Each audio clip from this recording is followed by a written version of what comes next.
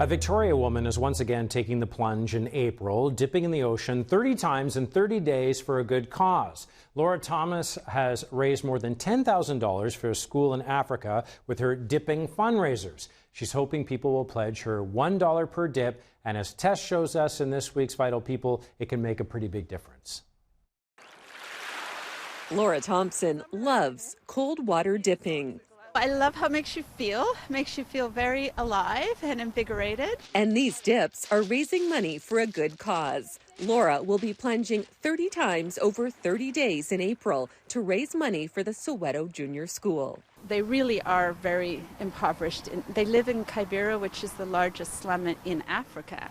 They have no running water at the school. Soweto Junior School is a primary school on the outskirts of Nairobi and supports 300 children. The average family there earns less than $2 a day, and for most kids, the only meal they get is at school. We're so privileged here, in Victoria, that, and it doesn't take much to make a big difference.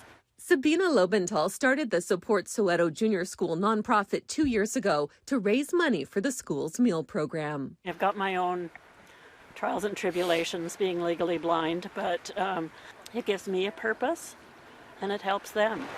Oh, how are you doing? For Laura, who was born in Africa, it's a cause close to her heart. It does make you feel a little choked up when you think about how lucky we are here, and we probably spend $20 on a few cups of coffee, and yet that feeds a child for a whole month. Gonna get me crying again.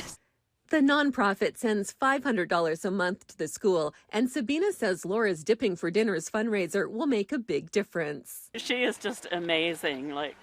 It's just so amazing what she does. She's a real hero as far as I'm concerned. Dipping makes you feel cold, and making some fundraising out of this makes me feel warm, and it makes me feel grateful that I can make a small difference. There we go. Vital People, brought to you by the Victoria Foundation, connecting people who care with causes that matter.